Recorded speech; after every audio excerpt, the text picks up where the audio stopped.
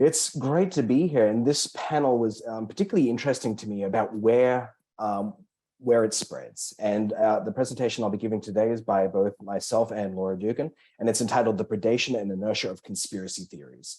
Conspiracy theories are a major place where it spreads, but in the title of the panel, this led me and Laura to look at things in a slightly broader way as well, not just where physically the spreads in terms of medium, but also in terms of where in life conspiracy theories spread as well. And being a criminologist by training, childhood and particularly early childhood is very, very important for establishing both behavior and trajectories for all of life. Going back to the work of Emile Durkheim from the 19th century, socialization, thereby through the process by which we all learn the rules for going through life, and we learn about how we interact with people around us and the world beyond, is mainly established through both parenting and less so through schooling. So both parenting and early schooling in particular plays a major role in helping shape us all in becoming who we are both in childhood and then later on into adulthood. One of the things that's become increasingly clear over the last 50, 60 years of empirical research is a lot of the influences can be tracked back to events and different patterns that are established before the age of 8.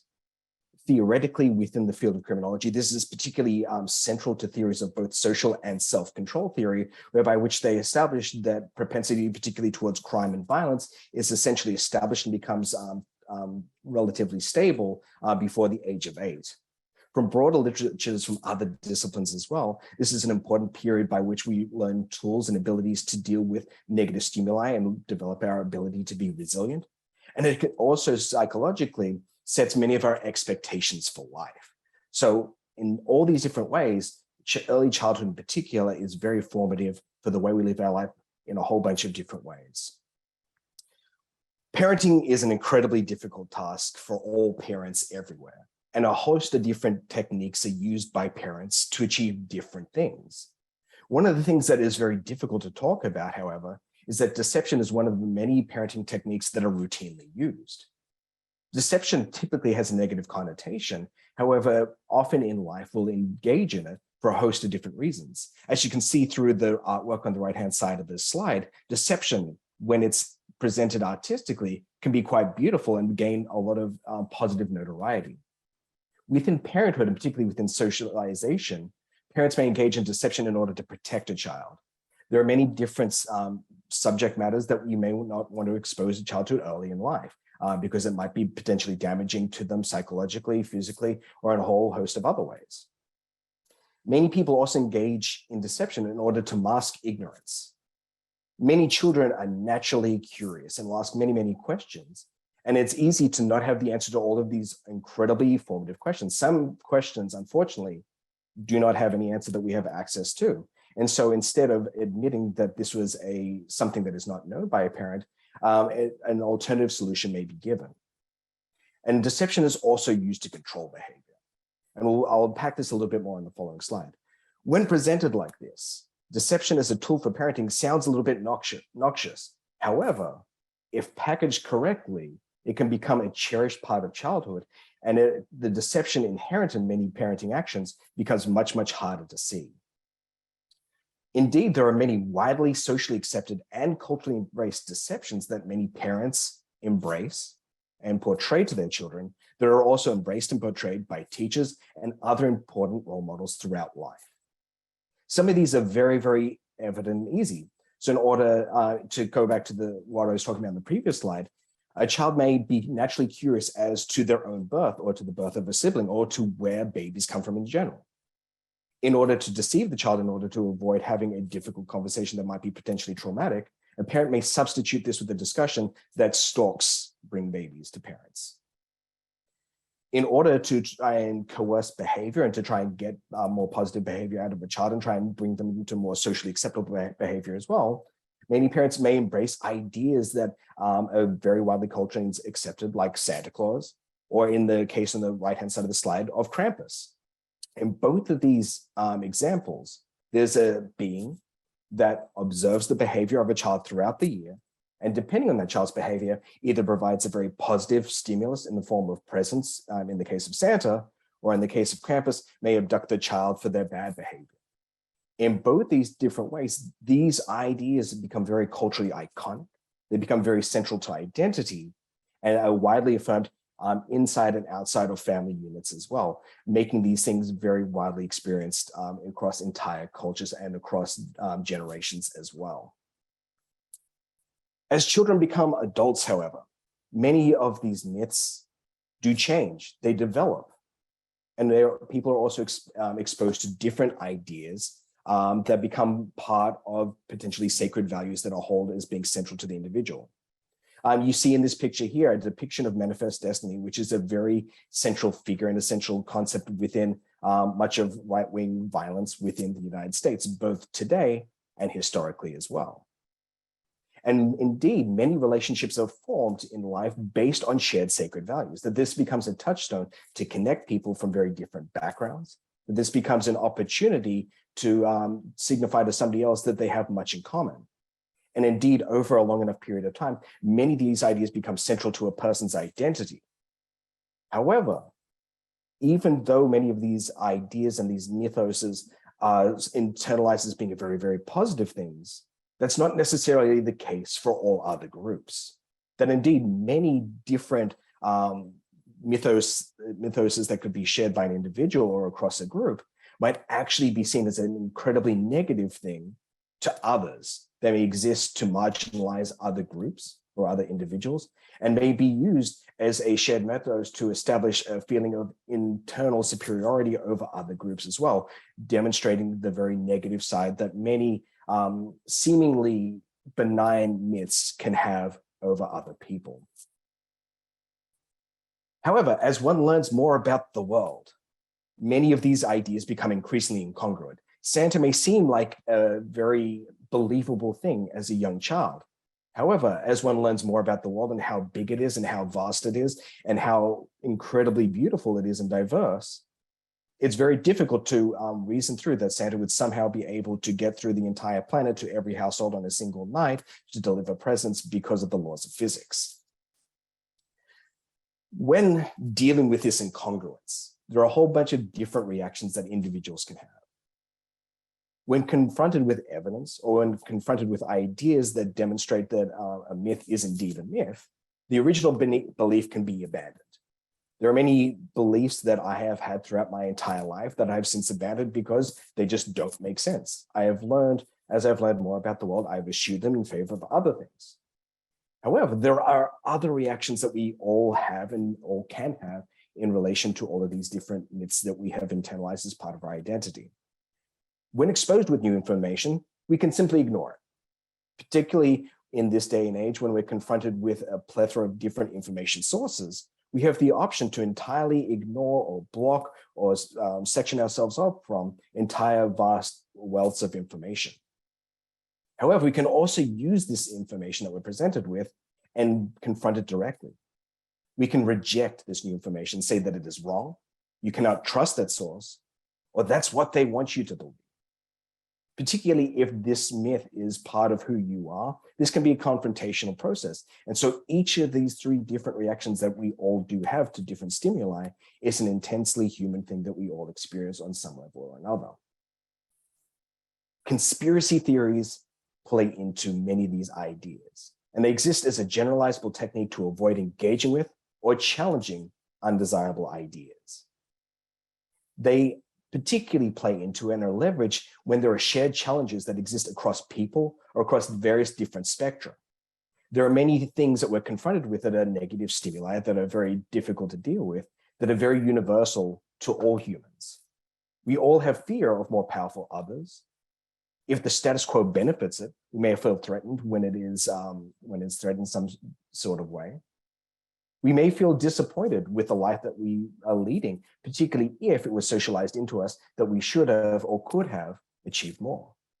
Or we may feel boredom with life, again, particularly when our lived experience does not live up to many of the expectations that were socialized early in life. Conspiracy theories seek to leverage these opportunities for the gain of others. And they particularly become easy for us to internalize, except even though many of us are the victims of these sorts of things, when some form of evidence is provided. It is very human to engage in confirmation bias, whereby if we have an internalized belief, we'll seek out information that coalesces with it, that reinforces it, and we tend to stay away from information that questions it because it is a challenging, difficult process for us to go through. Conspiracy theories thus are used to exploit people socially, politically, and economically, and they have their own internalized seduction to them that makes them often very difficult to avoid for people. They leverage childhood. We have a desire to preserve and celebrate our sacred values. And indeed, sheltering our own childhood and passing on a sheltered childhood can, even though it can be seen as a very positive thing, can have create an illusion that things were often better in childhood than they necessarily were in reality. There's an often used phrase called rose-colored glasses, whereby we see the past as being better than it was. However, this may be only due to being sheltered from many of these negative stimuli by parents. You may not have been aware from all the broader sociological impacts that were happening as you're growing up because of that natural parenting deception. And so in early childhood, it may be that susceptibility to conspiracy is also trained. By avoiding exposure to negative stimuli and to questioning central ideas, this self-protection practice may be trained, and opportunities for resilience and negative stimuli might be lost. And indeed, once these things are internalized and become part of us as adults, these techniques can be manipulated by others and leveraged to achieve many other things for the gain of the person peddling the conspiracy theory. This can lead to direct predation of people. And indeed, peddling conspiracy theories is a lazy way to power. It's lazy because you don't need to be smart or have value. You just need to be able to create a desirable fiction, particularly if it leverages fear or self-interest, offers a solution to a problem, support through times of hardship, or an opportunity to escape hardship. It can be a really easy way to attract people through seducing them to an idea that they want and they feel like they have a vested interest in following. And particularly through the use of the internet and other forms of mass media, it enables people to be able to cast a very wide net very quickly and very easily. And so conspiracy theories offer a fictitious opportunity to leverage people, particularly when they're in difficult or vulnerable situations, or they perceive themselves as being in these situations that require little preparation, effort, or talent, because they produce addictive responses to these desired fictions through offering all of these positive stimuli, particularly in difficult situations. And so this can build up an inertia, whereby the greater commitment that you have to many of these ideas, the greater the promised rewards it may be.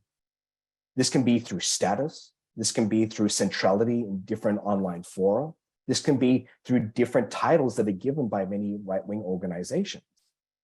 The key thing behind a conspiracy theory is, particularly when it has a promise that underlies it, it's not necessary to deliver on this actual promise, because to deviate once you're in these circles often comes with a cost.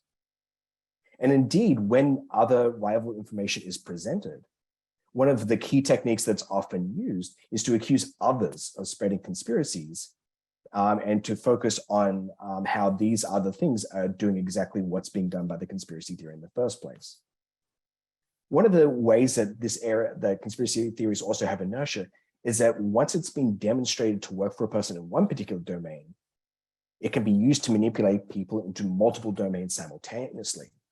And particularly through the selling of mailing lists and algorithms within social media, there's the ability to identify people who might be susceptible, not just to conspiracy theories in general, but to specific elements because they have particular properties that I'll get to in the next couple of slides. Sometimes conspiracy theories are very easy to identify. Mark Zuckerberg is not a shape-shifting lizard person. There's no scientific evidence to suggest this. However, there are great swaths of information on the internet that claims otherwise. This is an easy piece of information to nullify because there's no evidence suggesting it could possibly be the case. However, as you can see by the image in the bottom left-hand corner, even just by engaging in the conversation, there's the opportunity to profit off it.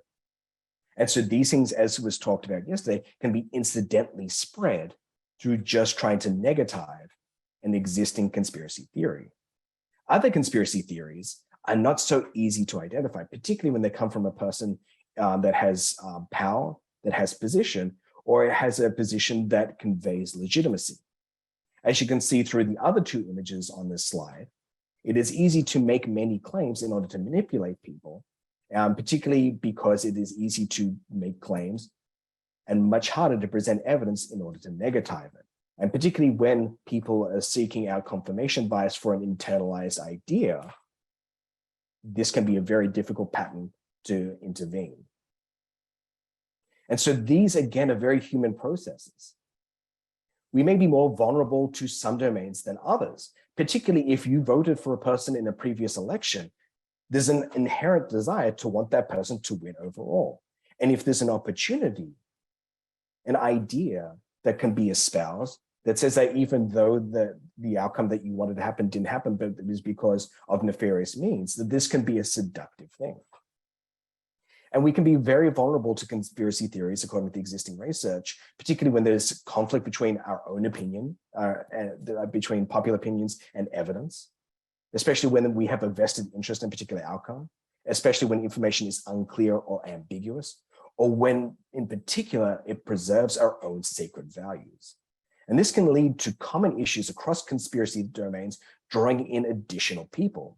Many conspiracy theories will add in additional elements in order to broaden the net, to open up the pool of potential people that might play into it, as can be seen in the picture in the top left-hand corner, which combines not only the conspiracy theories around the coronavirus, but also around fear of 5G towers.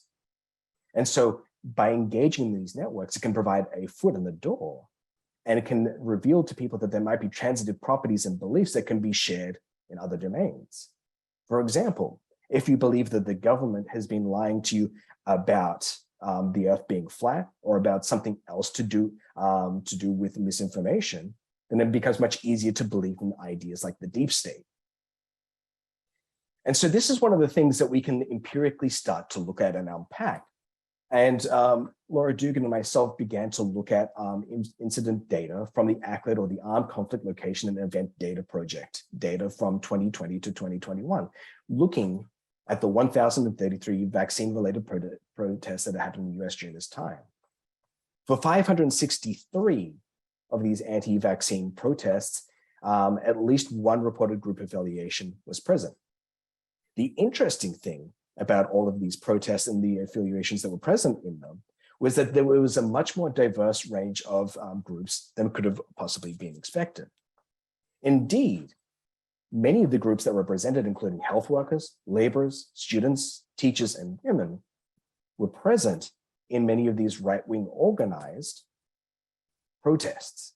And this is an important piece of information, that perhaps conspiracy theories have a broader and more amorphous shape to them, rather than being something that is just limited to a particular group, in this case, and for the focus of this presentation on right-wing violence. And you can see this in the data, that many anti-vax protests that had far-right and conspiracy groups involved in them, such as the California State Militia, the Freedom Angels, the Idaho Freedom Foundation, also had involvement from other groups that may have had shared interests in this particular domain. And indeed, when we go into the transcripts from these different protest events, you can see that there's overlap between right-wing groups like the Proud Boys, Ma Militia, but also with parents, teachers, and students. And particularly when a conspiracy theory is framed in a seductive way that plays into sacred values, such as our children, our choice, that this can be a way of garnering greater attention from a much more diverse group of people, drawing an increasingly large group into conspiracy theories that can then be leveraged into potential future violence. And again, this is not an isolated incident. You see an incident here on the 19th of July, 2021, where there was 1,387 different participants, including nurses and hospital employees, alongside the Proud Boys, the Idaho Liberty Dogs, and the Idaho Freedom Fighter Foundation. And again, on 18th of September, 2021, There was a national protest against government and business coronavirus vaccine mandates that involved teachers, healthcare workers, and state employees, alongside with both Proud Boys and 3% adherents.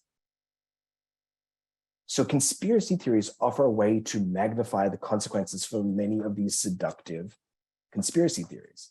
And so examining both where it spreads in terms of the life course, but also where it expands in terms of media, but also in terms of identity, all becomes part of this. Because when there's increasingly large Venn overlap between different groups, this offers pathways to expand the consequences and the number of people involved in conspiracy theories, particularly those related to violence.